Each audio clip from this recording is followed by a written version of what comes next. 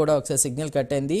మస్తాన్ రావు గారు, ముఖ్యంగా ఇక్కడ మనం మాట్లాడుకోవాల్సింది ఏంటంటే ఏఐ ఎఫెక్ట్తో ఉద్యోగాలు ఊడతాయి అనేటువంటి కామెంట్ కూడా ఆయన చేశారు. అది గుర్తించుకోవాలని శర్మ గారు అంటున్నారు. అంటే ఈ కంపెనీలు ఏర్పాటు చేయడం, ఉద్యోగాలు ఇస్తారు స్థానికులు అనేటిది పక్కన పెడితే ఏఐ వస్తే ఉద్యోగాలు పోతాయి కదా, అది కూడా ఒకసారి చూసుకోవాలంటున్నారు. ముఖ్యంగా నీటి కష్టాల గురించి మాట్లాడారు. దానిపై మీ కామెంట్ ఏంటండి? సార్, ఇప్పుడు టెక్నాలజీని, ఇప్పుడు కంప్యూటర్స్ అనేది మన మానవ సమాజంలోకి వచ్చినప్పుడు అందరూ కూడా కంప్యూటర్లు పెట్టడానికి వ్యతిరేకిస్తూ మన దగ్గర కమ్యూనిస్టులు అందరూ కూడా ధర్నా చేసిన పరిస్థితి. ఈ రోజు మనం కంప్యూటర్ లేకుండా జీవించలేని పరిస్థితికి వచ్చేసాం.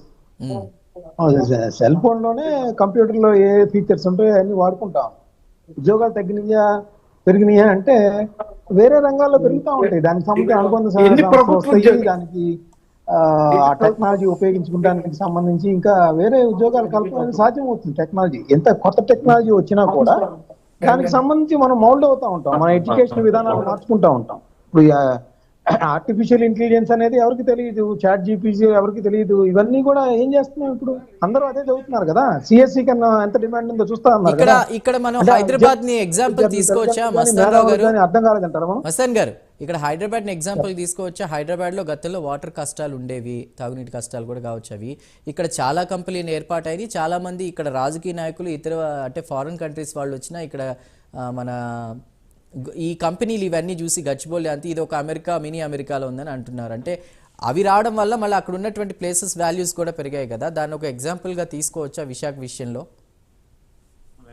ఖచ్చితంగా అండి. విశాఖానికి ఇప్పుడు మనకు బెంగళూరు తీసుకున్నా, లేకపోతే హైదరాబాద్ తీసుకున్నా, హైదరాబాద్ ఇప్పుడు ఆ హైటెక్ సిటీ కట్టక ముందు ఆ ప్రాంతం అన్నీ కూడా తొండలు కూడా గుడ్లు పెట్టని అనే పరిస్థితి లేదు. అక్కడ ఎకరం ఎంత ఉండేది, ఈ రోజు ఎన్ని వందల కోట్లు పలుకుతా ఉంది.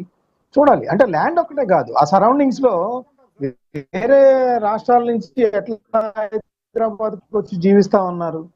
ఇప్పుడు వాటర్ ఎంతవాటికి సోర్స్ ఉంది. గతంలో విజయవాడ నుంచి ట్యాంకర్లు తీసుకెళ్లిన పరిస్థితి కూడా ఉంది, ఇది హైదరాబాద్ లో నీటి కొరతకి సంబంధించి. అలాంటి పరిస్థితిలో నుంచి కొత్త సోర్స్లు ఎత్తుక్కుంటా ఉంటారు. లేకపోతే ఇప్పుడు మనకి ఎయిమ్స్ కట్టారండి ఇక్కడ మంగళగిరి దగ్గర. దానికి మరి మంచినీళ్లు సరఫరా కావాలంటే కొన్ని రోజుల పాటు అక్కడ కన్స్ట్రక్షన్ కూడా నిలిచిపోయిన పరిస్థితి ఉంది. ఆ తర్వాత అక్కడ ఉన్న ఉద్యోగులు రోజు 1000 మంది వస్తూ ఉంటారు. రోగులందరూ కూడా వాళ్ళ రోగుల అటెండెంట్లు వస్తూ ఉంటారు. సో దానికి కొన్ని రోజులు పట్టింది. ఇప్పుడు ఎట్లా ఉంది, అక్కడ ఎన్ని వేల మంది ఆధారపడతా ఉన్నారు ఎయిమ్స్ సంస్థ మీద, ఆరోగ్యానికి సంబంధించి వైద్య ట్రీట్మెంట్కి కానీ వాటికి సంబంధించి. సో డెవలప్మెంట్లు వచ్చినప్పుడు కొన్ని రకాలైన సమస్యలు కూడా ఎదురవుతూ ఉంటాయి. వాటిని అధిగమించి ఆ చుట్టుపక్కల ప్రాంతాలను డెవలప్ చేసుకుంటున్నప్పుడే ఇప్పుడు అంతెందుకు జగన్మోహన్ రెడ్డి గారు కూడా చెప్పారు కదా, వైజాగ్ అనేది ఒక ఆర్థిక రాజధానిగా ఉంటుంది. అక్కడ సంబంధించి మొత్తం పరిశ్రమలు కానీ, అక్కడ నౌకాదళానికి సంబంధించి అక్కడ ఎలాంటిది డెవలప్మెంట్ జరిగింది కూడా మనం చూసాం. అలాగే అక్కడ ఫార్మాసిటీ కానీ ఇంకా ఎట్లాంటి డెవలప్మెంట్స్ వస్తున్నాయో చూసాము.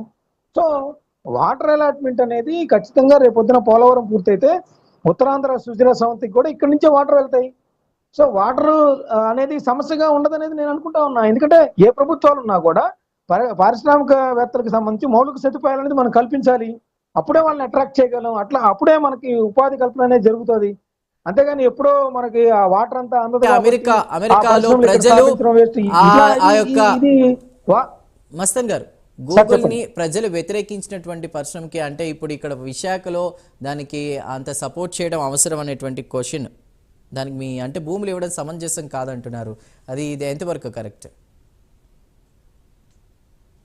సార్ ఇప్పుడు సాధారణ ఇందాక వెంకటరమణ గారు కూడా చెప్పారు, దళితుల భూముల ఇప్పుడు అక్కడ ఎవరైతే ఉన్నారో వాళ్ళకి సంబంధించి ఇప్పుడు మనకి పల్నాడులో కూడా పరిశ్రమలు తీసుకున్నప్పుడు అక్కడ ఎవరైతే ఉద్యోగాలు స్థానికులు కల్పిస్తారు, వాళ్ళకి ఎవరైతే భూములు కోల్పోతా ఉన్నారో వాళ్ళ కుటుంబానికి ఒక ఉద్యోగం ఇచ్చేలాగా వాళ్ళతో ఒప్పందాలు కూడా కుదుర్చుకుంటారు.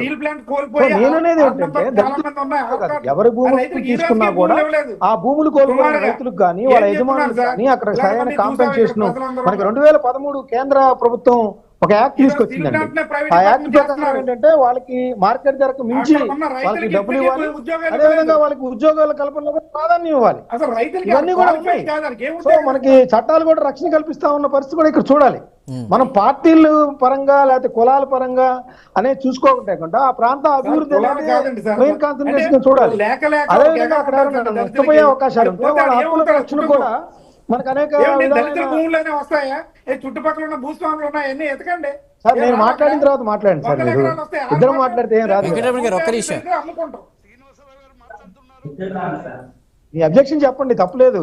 నేను అనేది ఏంటంటే ఇద్దరు ఒకేసారి మాట్లాడితే ఎవరిది వెళ్ళదు సార్. మా అధ్యక్షుడికే కాదు ఎవరికైనా సరే వాస్తవాలు చెప్తున్నాం. మీరు విశ్లేషకులు కాబట్టి మీరు అనలైజ్ చేయండి ఒకసారి. ఎందుకంటే గతంలో కూడా చూసాం మనం స్టీల్ ప్లాంట్ లో. మీరు ఇప్పుడు రీసెంట్ గా చూడండి ఇక్కడ జరుగుతున్న ఇష్యూ స్టీల్ ప్లాంట్. ఆ స్టీల్ ప్లాంట్ భూములు ఇచ్చిన రైతులకి నేటి వరకు వాళ్ళకి ఉద్యోగాలు లేవు. దానికోసం ఎందుకు ఆ ఉద్యోగాలు లేక ఈ రోజు వరకు కూడా ఆ యొక్క పరిశ్రమను కూడా మళ్ళీ ప్రైవేటైజేషన్ చేస్తున్నారు. వాళ్ళ పరిస్థితి ఏంటి? రైట్, మస్తాన్ రావు గారు ఏమంటారు? సార్ ఇప్పుడు స్టీల్ ప్లాంట్ లో కొంతమందికి దక్కన మాట వాస్తవం కావచ్చు, వాళ్ళు ఇంకా పోరాటం చేస్తా ఉన్నారు. శ్రీశైలానికి భూములు కేటాయించిన వాళ్ళకి ఈ రోజు కూడా నష్టపరిహారం వాళ్ళు ఉన్న వాళ్ళు కూడా ఉన్నారు. మనం అలా అని చెప్పేసి మొత్తం ఆపేస్తాం. ఇప్పుడు అక్కడ స్టీల్ ప్లాంట్ లో వైజాగ్ కి సంబంధించి ఆంధ్రప్రదేశ్ సంబంధించి పనిచేస్తున్న వేలాది మంది ఎవరు? ఆ ఉపాధి కల్పన జరగలేదా?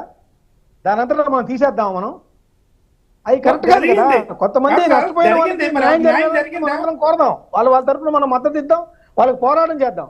అసలు వాళ్ళు ఎవరో భూములు ఇచ్చిన వాళ్ళందరూ నష్టపోయారు కదా, కొంతమంది నష్టపోయారు కదా అని మొత్తానికి ఆపాదించడం అనేది కూడా సరైన విధానం కాదు.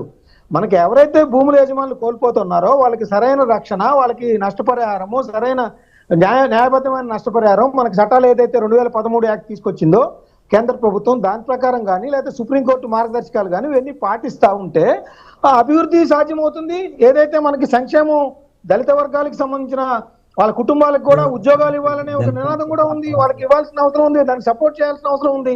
అంతేగాని వాళ్ళకి ఏదో భూములు కోల్పోతారని మనం అభివృద్ధిని మొత్తాన్ని పక్కన పెట్టేస్తే ఎప్పటికెలా ఉండిపోతాం కదా. అది కూడా మనం ఆలోచించాల్సిన అవసరం ఉంది. పార్టీలు అనేది కాదు, కులాలు అనేది కాదు. నేను చెప్తున్నాను, చూసినప్పుడు ఆయా కుటుంబాల్లో ఉన్న నిరుద్యోగులకి అక్కడ ఉద్యోగాల కల్పన, లేదంటే వాళ్ళు ఏదైతే కోల్పోతున్నారో ఆ భూములకి న్యాయబద్ధమైన పరిహారం ఇచ్చినప్పుడు ఖచ్చితంగా అభివృద్ధి కానీ సంక్షేమం కానీ సాధ్యమవుతుంది అనేది మన రాజ్యాంగం కూడా అదే చెప్తుంది. దాని విధానంగా వెళ్ళాలి. కానీ మనం టోటల్ గా అభివృద్ధిని నిరోధించే విధంగా మనం ఉద్యమాలు ఇంకోటో చేస్తే అక్కడ వచ్చేప్పుడు ఇప్పుడు ఇండోసోల్ పరిశ్రమ ఉంది, అక్కడ రైతులందరూ ఎగ్నెస్ట్ గా ఉన్నారు. జగన్మోహన్ రెడ్డి గారు సపోర్ట్ చేస్తూనే ఏమన్నారు, రైతులకు సంబంధించి న్యాయం చేసి వాళ్ళకి ఏదైతే భూములు ఇస్తామో ముందుకు వచ్చారో వాళ్ళ దగ్గర తీసుకుంటా ఉన్నారు. మనం అది కూడా గ్రహించాలి కదా. రైట్, కంక్లూజన్ తీసుకుందాం, సమయం లేదు.